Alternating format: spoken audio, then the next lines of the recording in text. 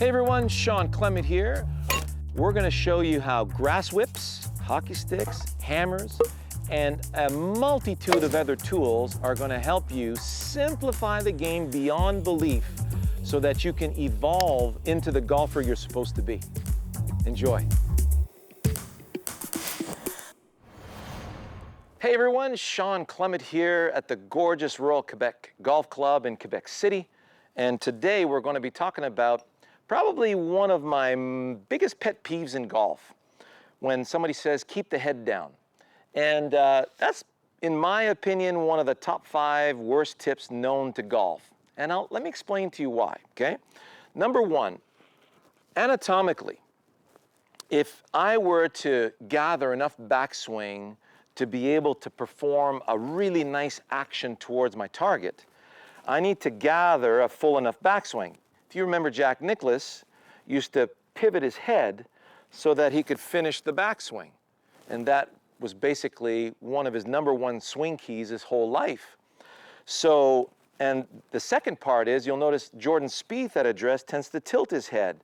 And you'll notice that every pro coming into impact has a tilted head. Why is that? Well, we're going that way, not that way. So if you see somebody doing this in the backswing, well, they're moving their head, yes, but they're mostly focused on the ball and getting ready to hit down on the ball versus getting ready to squeeze a ball through the door frame or cut through a dandelion stem in the direction of the target.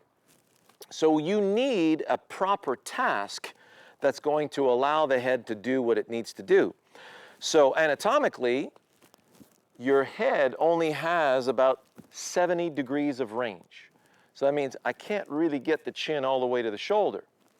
So in order for me to finish my backswing, I need to turn the head a little bit so I can really gather the backswing. If I don't turn the head, now it feels like I can't really finish the backswing, so I'm going to force myself to finish the backswing, and you can see now how I'm dragging myself forward. I see this all too often.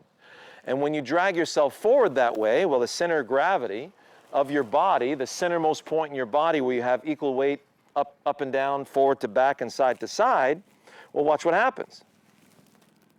See how I'm on my toes now? Well, how do I recover from this? There is no recovery.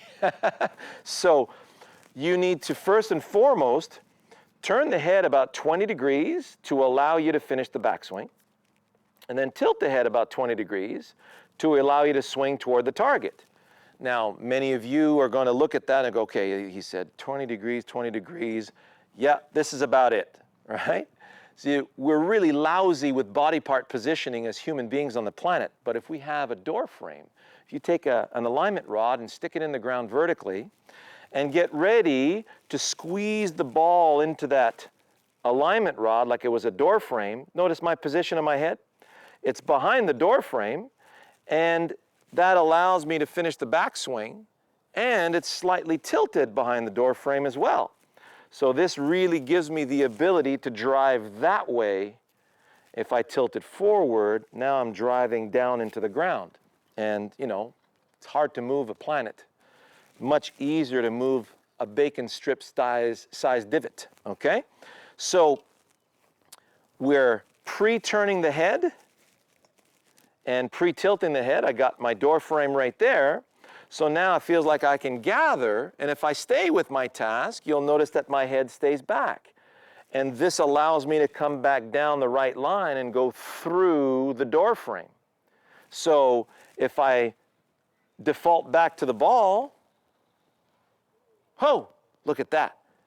Hey, you got a defective right hand and right shoulder, and you know, stop coming over the top. Well, all that was I got worried about ball contact and I got off my task.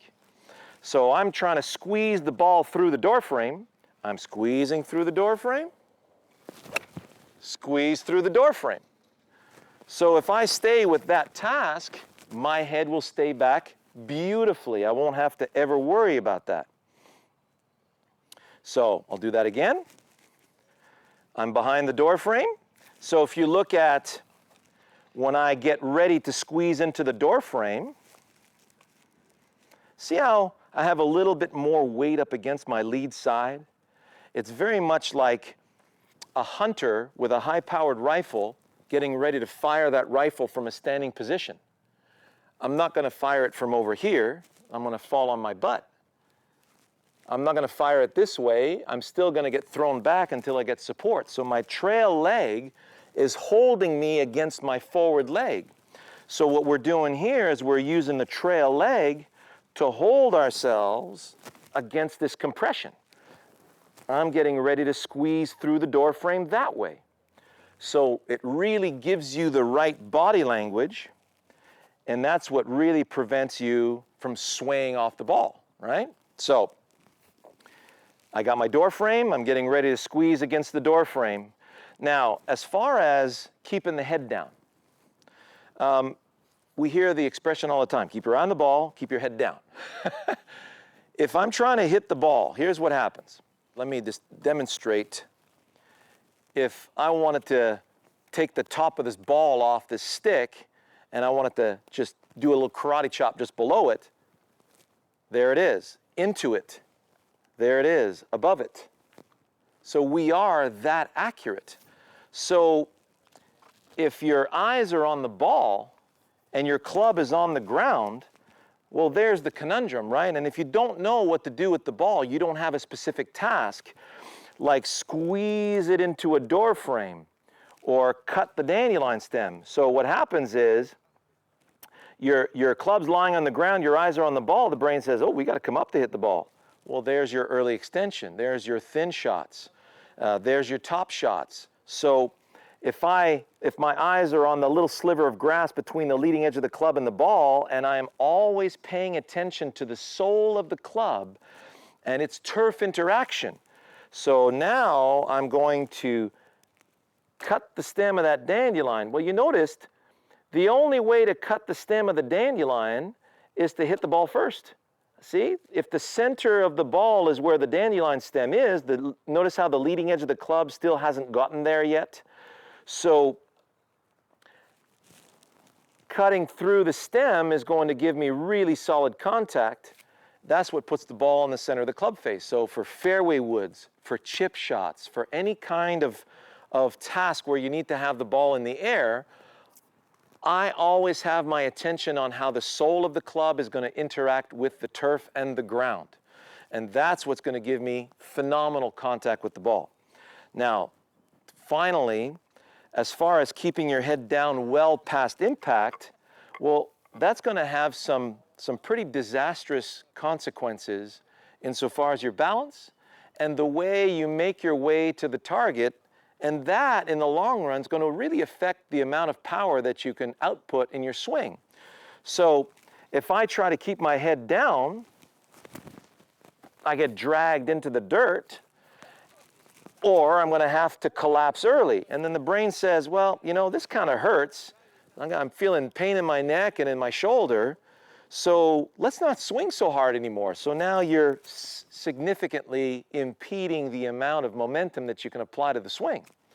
So if I'm cutting through a dandelion stem, so my eyes are on the grass, cut through the stem into my target, notice how I'm going into my finish. So if I can cut through the stem into my finish, see that? I'm brushing through the grass every time. And now all I'm doing is see the ball's gone now. It's light years away from me. So now I can just let my shoulder collect my head and bring my head up into the finish. And if the brain says, oh, no obstacles, everything's free and easy, now you're going to have a lot more momentum going into the follow-through. And in most cases, you'll have an excess to dissipate. Isn't that nice? You go from not having a follow-through to having too much follow-through where you're going to have to dissipate stuff. Well, that's where you see the helicopter finishes of Bubba Watson or Arnold Palmer or Patrick Reed that you just saw win at the Masters. There's so much velocity going into the finish where they have to dissipate the excess, or you'll bounce it off the back as you're finishing. You'll see some long drive competitors snap the shaft across their backs because there's so much excess in the follow-through. That means they're moving through the ball into the finish. Best way to do that, cut the dandelion stem in that direction and go with it. If you cut grass, you'll never have trouble with ball contact. You'll never have to worry about keeping your head down again. The head, by the way, sits on your shoulders. Shoulders sit on top of the rib cage. Rib cage sits through the spine into the pelvis. Pelvis sits on top of the hips. You bend from the hips to get the arms to cut grass. That has nothing to do with your head. If you bring your head down, you still can't get access to the ground. You have to bend forward from the hips and have a nice knee flex where you feel like you got some good arch support, where the arches of your feet are secure to the ground. Now I can cut grass, and if I can cut grass, I'm gonna have phenomenal contact with the ball. Hope you enjoyed that. We'll see you next time.